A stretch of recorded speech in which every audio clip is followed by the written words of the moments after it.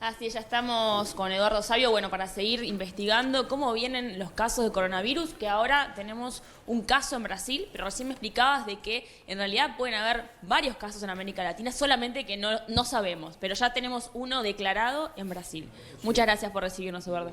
O sea, la transmisión es muy grande. Lo que yo ayer hablaba con varios medios es que tenía la convicción de que el hecho de que no hubiera casos detectados en Latinoamérica no era evidencia de que no hubiera, sino que no los estábamos viendo, dado el potencial de expansión que tiene. Hoy se confirmó el ciudadano brasileño de 61 años en el Albert Einstein de Sao Paulo, que se le hacen los test de coronavirus, son positivos y confirmados en este señor que vino de Italia.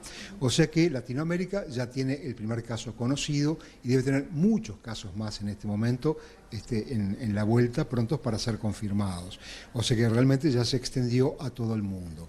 ¿Eso es lo que estaba faltando para declararse una pandemia? Bueno, hasta ayer hablaban, vamos a declarar la pandemia, y uno de los criterios era la extensión geográfica universal. La OMS cambió el discurso violentamente en horas. Entonces dice, bueno, de aquí en más no vamos a usar más el término pandemia como siempre se usó. Vamos a hablar de evento sanitario internacional de propagación internacional e interés, que es lo mismo que decretaron el 31 de enero de este año.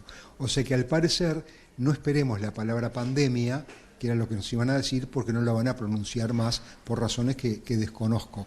A los efectos prácticos es completamente lo mismo. Y yo creo que de hecho no usan la palabra pandemia por un fenómeno hasta económico. Las economías del mundo, las bolsas, todo ha caído por esto. Y hasta la directora del FMI dijo que el mundo está en dificultades económicas y que muy difícilmente ahora se van a revertir con esto que está pasando. Entonces yo creo que acá hay una mezcla por primera vez en la vida de conflictos financieros, conflictos sanitarios. Pero tenemos que centrarnos en que esto es una enfermedad infecciosa nueva, transmisible, de causa viral, que se dispersa muy rápidamente, que da síntomas respiratorios menores y que en el menor porcentaje de los casos genera formas graves que son una neumonía. O sea, tiene mucha transmisibilidad, afecta a mucha gente, pero en principio daría poca mortalidad, que es lo que a la gente más le llama la atención o más la aterra, ¿no? O sea, una de las cosas que vos comentabas era eso, lo fácil que se propaga, cómo se contagia, pero la mortalidad no es alta. De momento no. No lo fue en China y no lo es fuera de China, donde ya ha afectado a ahora casi 36 países, ¿verdad? Tiene una letalidad baja de momento. ¿Eso nos tiene que poner contentos? Bueno, en parte sí, pero el problema existe, lo tenemos instalados.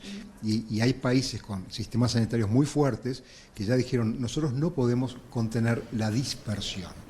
Quiere decir que te va a abarcar mucha gente y te va a invalidar socialmente por un tiempo, porque la gente se retrae, ¿no? Y queda un poco quieta. ¿Uruguay está preparado para recibir en caso de que llegue? Uruguay tiene los planes que ya todos conocemos, que fueron explicitados por la autoridad sanitaria y que fue muy buena cosa, porque ya sabemos todos más o menos cómo debemos conducirnos y aprenderemos sobre la marcha como hicimos con SARS y con influenza pandémica. Nada nuevo. O sea, es muy parecido a SARS y a influenza pandémica. O sea que más o menos se conoce el comportamiento. Por lo tanto, cuando aparezcan hoy o mañana el primer caso en Uruguay, bueno, sobre la marcha veremos cómo nos comportamos y cómo bajamos a tierra los planes que tenemos. Savio, desde estudio, los chicos te quieren hacer alguna consultita, estás conectado, así que los escuchas. Decime, no hay problema. Buen día, Savio, muchísimas gracias por recibirnos. Le habla Jimena Savaris aquí. Hola. Estamos al tanto del gran aumento de la demanda de mascarillas en nuestro país. La gente ya salió a comprar para prevenir esta posible llegada del coronavirus a nuestro país. ¿Qué tan efectivo es el uso de las mascarillas para prevenir la propagación del virus? Sí. Esa discusión ya se dio durante el brote de influenza pandémica hace unos años, durante el SARS. Digamos, la máscara tiene su lugar y su momento para ser usada. Acá, en el medio hospitalario, es imprescindible para recibir a un paciente, trasladarlo, hacerle procedimientos, etc. Y hay varios tipos de máscaras, no todas son iguales. En cambio, a nivel comunitario, uno ve imágenes en todo el mundo, en las plazas, supermercados, shoppings, aeropuertos, con máscaras. Una máscara, cuando uno la usa, tiene incluso hasta un tiempo de vida útil corto, porque cuando esa máscara se humedece, ya deja de servir. Y una máscara, a su vez, cuando uno toca la superficie externa, que ya se puede haber contaminado, es peor también. O sea, yo diría que hay dos medidas que no podemos obviar, que son las más eficaces. Primero, si usted está enfermo, para prevenir la transmisión, y si no lo está, para no adquirirla. Primero, al toser o estornudar, taparse con el codo, como hice yo ahora, para que en un radio de 2 metros no se disperse el virus. O hacerlo sobre una toalla de papel que se pliega y se tira en un recipiente con tapa. Lo segundo y esencial es el lavado de manos. Los virus quedan en la superficie, usted toca la superficie y luego se toca la cara o la nariz y se infecta. En consecuencia, frecuentemente usar alcohol gel para lavar sus manos o agua y jabón, que es mejor que el alcohol gel todavía. Son las dos medidas más eficientes que se han demostrado para prevenir la transmisión de este y otros virus, no tanto las máscaras. Bien, Sabio, buenos días. Cristian Font lo saluda desde Estudios. Gracias desde ya por atendernos. Sabio, diría que este brote tiene características similares a las del brote del H1N1 surgido en 2009. No, son diferentes porque son diferentes en este sentido, en el patrón de transmisión. En el 2009 surgió en México, quedó bastante restringido allí por un tiempo. No se tomaron estas medidas de restricción severísimas que se tomaron en China, y la dispersión, si se quiere, fue global, pero más lenta. Acá hay más transmisión y más dispersión. Y además, en el primer brote de influenza, en realidad la gente transmitía cuando estaba sintomática, lo cual era más fácil de manejar. Hoy sabemos, en este brote, o por lo menos en algunos casos, que hay personas que comienzan a transmitir antes de estar infectados y por lo tanto pueden llegar, o sea, ni siquiera no tienen síntomas y ya están transmitiendo. Eso pretende explicar por qué en Italia entró y ya circulaba y no se habían dado cuenta que estaba, y al parecer lo mismo es lo que piensan los españoles ahora que les ocurrió a ellos. O sea, son peculiaridades un poco distintas de cada cosa. Lo que tienen de similar es que se dispersan, que afectan al aparato respiratorio, y bueno, que de futuro serán prevenibles por vacunas y quizás haya un tratamiento. Doctor, se está hablando... Nicolás Núñez lo saluda. ¿Va a morir más gente de gripe o de coronavirus en 2020? O sea, hasta donde sabemos hoy día, muere mucho más gente de gripe, de influenza todos los años, que de coronavirus. Incluso este año, que es la flu season, como le llaman en los Estados Unidos, ahora que es invierno y que está terminando, ha afectado a millones de americanos y han muerto casi 10 millones de personas, cosa que no sucede con esto ni sucederá. O sea, la gripe es más común, quedó instalada y tiene una mortalidad alta en algunos países.